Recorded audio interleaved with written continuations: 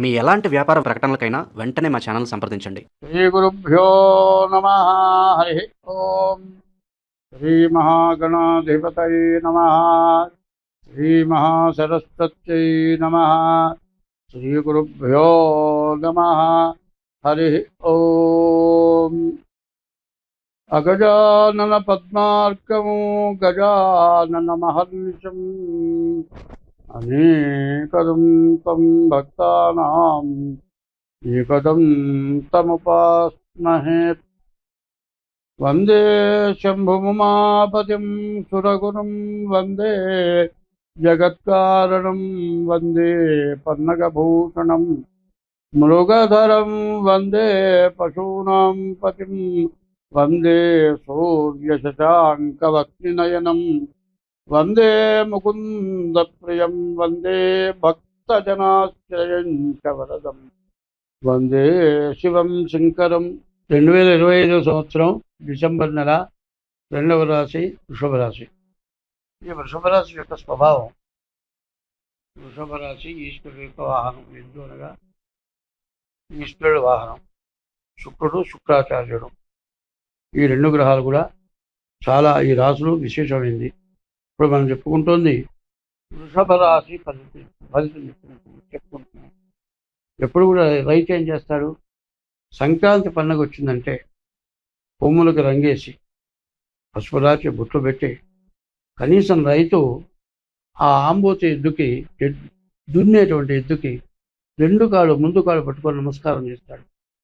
అంటే సాక్షాత్ పరమేశ్వరుడుగా నమస్కరిస్తారు. అటువంటి రాశిలో పుట్టాలి అంటే పూర్వజన్మలో పుణ్యం చేసుకొని పుట్టాలి. అయినా ఆ వృషభం, ఆ ఎద్దు నాగలి పెట్టి దున్నితే మనకు మంచి పంట పండుతుంది.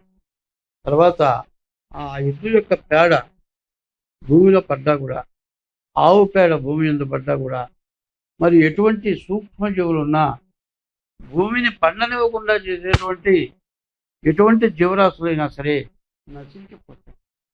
అందువల్ల ఆ రోజు ఆవుల్ని, ఎద్దుల్ని మేపారు. ఎద్దుల్ని దేవతా స్వరూపంగా పూజించారు. ఇప్పుడు ట్రాక్టర్ని పూజిస్తున్నారు. ట్రాక్టర్ని పూజిస్తే దొరికేది మట్టే.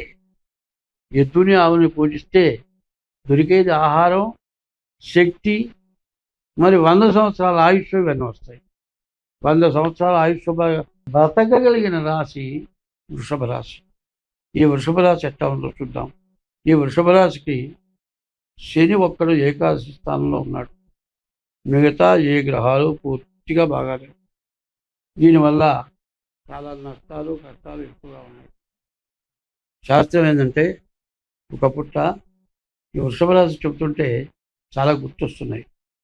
రైతుట రోజు నాగలి గట్టి దున్నిస్తున్నట్ట. ఇదైన తర్వాత బండికి గట్టి మరి జ్ఞాత ఇవన్నీ దొరుకుతున్నట్ట. చి, ఎద్దు చాకరి అంటారు.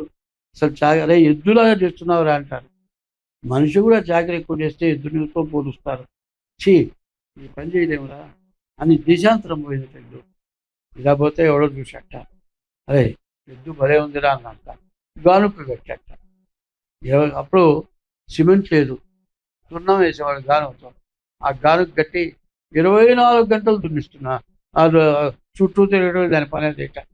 ఇట్లాంటి పరిస్థితి వచ్చిందట. చీ చీ చీ చీ, ఎందుకు వచ్చామో భగవంతుడా.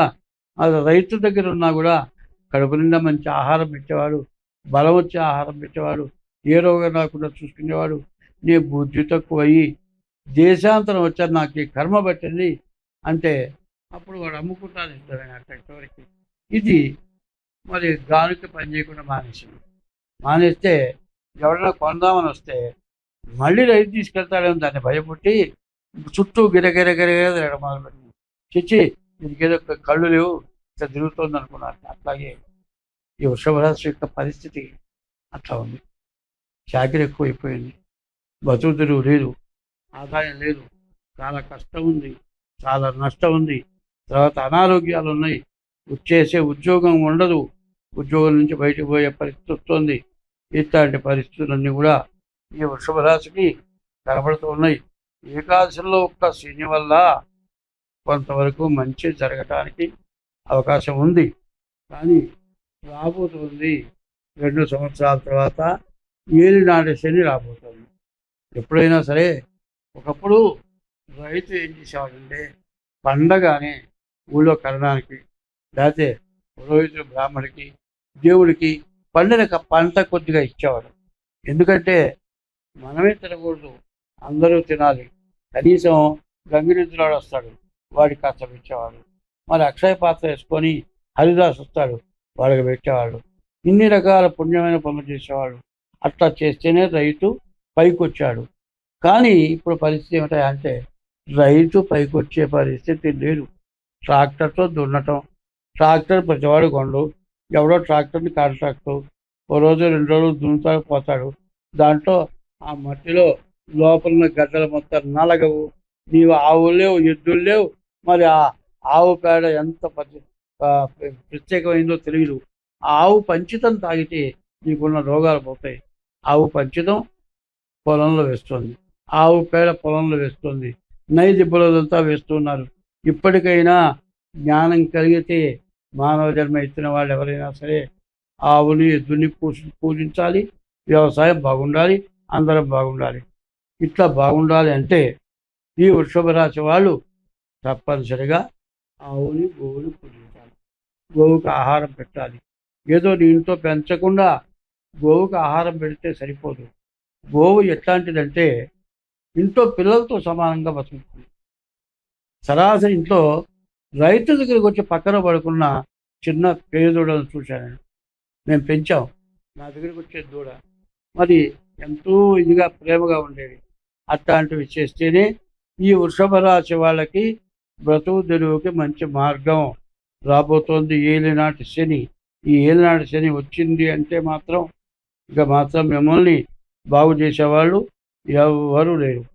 కాబట్టి ఈ రాశి వాళ్ళు ఎంత జాగ్రత్తగా బతికితే అంత మంచిది. 2 సంవత్సరాల కల్లా రాబోయే ఏలినాటి శని నుండి మీ మహాపాపాలు పోగొట్టుకోవాలి అనుకుంటే గోవుని పూజించండి, గోవుకు ఆహారం పెట్టండి. చేతనైతే ఒక దూడను తీసుకొచ్చి మేపండి. దాన్ని ఒక ఈత అయినంత వరకు ఆ ఆవుని దూడను మేపితే 7 సంవత్సరాలు రాబోయే 7 సంవత్సరాల 6 మాసాలు మీకు రాబోయే కష్టం రాకుండా ఉండాలి అనేటువంటి ఉద్దేశం మీకు ఉంటే మీకు ఖచ్చితంగా మీ బాధలన్నీ పోతాయి. ఈ చెప్పింది మీరు చెయ్యకపోతే తర్వాత 2 సంవత్సరాల తర్వాత మీకు బాధలు ఎక్కువ అయిన తర్వాత అప్పుడు మాత్రం ఖచ్చితంగా నేను గుర్తుకొస్తాను. నన్ను గుర్తుపెట్టుకొని అయ్యో అప్పుడు చెబితే చేయలేదు, బాధల్ని కొని తెచ్చుకున్నాను, నరకం అనుభవిస్తున్నాను అని ఏడిస్తే ఏంటి ప్రయోజనం? కాబట్టి ఈ వృషభ రాశి వాళ్ళు చాలా జాగ్రత్తగా ఉండండి, అన్ని విధాలా బాగుంటుంది. సో ఇంకా మీకు కావాలంటే ప్రతిరోజు శివాలయానికి వెళ్ళండి, మారేడు దళాలతో ఈశ్వరుని పూజించండి, మీకు అన్ని విధాలా బాగుంటుంది. స్వస్తి.